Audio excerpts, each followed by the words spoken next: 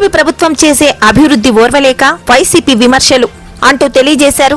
నంద్యాల జిల్లా టీడీపీ ఉపాధ్యక్షులు గోవిందరెడ్డి కూటమి ప్రభుత్వం చేసే అభివృద్ధిని ఓర్వలేకే వైసీపీ నాయకులు విమర్శలు చేస్తున్నారని నంద్యాల జిల్లా టీడీపీ ఉపాధ్యక్షులు గోవిందరెడ్డి అన్నారు. ఈ సందర్భంగా ఆయన మాట్లాడుతూ కూటమి ప్రభుత్వం ఇచ్చిన మాటను నిలబెట్టుకుందని, పదవిలోనికి రాగానే మెగా డిఎస్సి, ఉచిత గ్యాస్ సిలిండర్లు, స్త్రీ శక్తి పథకం, తల్లికి వందనం, డొక్కా సీతమ్మ మధ్యాహ్న భోజన పథకం, అన్నదాత సుఖీభవ ఇలా ఒక్కొక్కటిగా పథకాలు నెరవేర్చుకుంటూ ఇచ్చిన మాటను నిలబెట్టుకున్న మా నాయకుడు చంద్రబాబు నాయుడు గారు. ఇది ఓర్వలేకే వైసీపీ నాయకులు లేనిపోని విమర్శలు చేస్తున్నారన్నారు. గత 5 సంవత్సరాలలో వైసీపీ నాయకులు ఎలాంటి అభివృద్ధి చేయలేదని, కూటమి ప్రభుత్వం ఏర్పడిన వెంటనే ఎమ్మెల్యే గౌరు చరితారెడ్డి ఆధ్వర్యంలో ఓహెచ్సి ట్యాంకులు 6 గ్రామాలలో పూర్తి చేశామన్నారు. సీసీ రోడ్లు వేశాము అన్నారు. కూటమి ప్రభుత్వంపై విమర్శించేటప్పుడు అభివృద్ధి ఏ ప్రభుత్వంలో జరుగుతోందో వైసీపీ నాయకులు ఆలోచించి మాట్లాడాలని తెలియజేశారు. ఈ కార్యక్రమంలో ఎన్ కొంతలపాడు టీడీపీ నాయకులు యు శ్రీనివాసులు,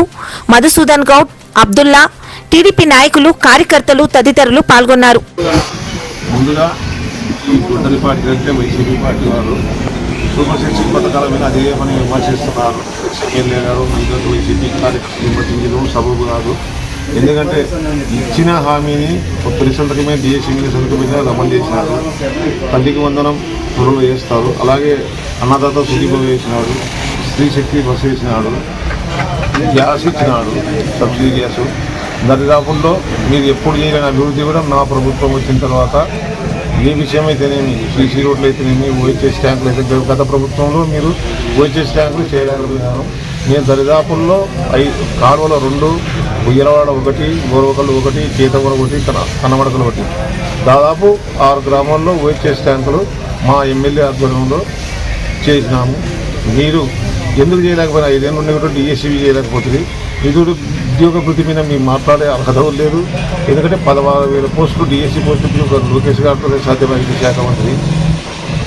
ఇంకోటి డొక్కా సీతమ్మ ఉచిత డొక్కా సీతమ్మ భోజన పథకంలో సన్న బియ్యంతో ప్రతి స్కూల్లో పిల్లలకు, విద్యార్థులకు, హాస్టల్లో సముచితంగా చేస్తున్నారు. ఈ విధంగా ఎన్ని పథకాలు అమలు చేసినా మీకు ఏదో ఒకటి బ్రహ్మాస్త్రం దొరకగా ఇంకా 2 పథకాలు చేయలే, నిరుద్యోగ వృత్తి చేయలే, శ్రీనిధి చేయాలంటారు. రాష్ట్రము విడిపోయిన తర్వాత ఆర్థిక లోటు ఉండేదన్నా మీరు 16,000 కోట్ల కట్టు బడ్జెట్ పెట్టిపోయినారు. ఆ బడ్జెట్ కూడా ప్రతి నెల ఉద్యోగస్తునికి ఎవరు ఇబ్బంది పెట్టకుండా జీతాలు ఇస్తున్నాడు. అలాగే పెన్షన్ కూడా ప్రతి నెల 31వ తేదీ ఇచ్చేస్తున్నాము. మీరు చేసినది ఏముంది?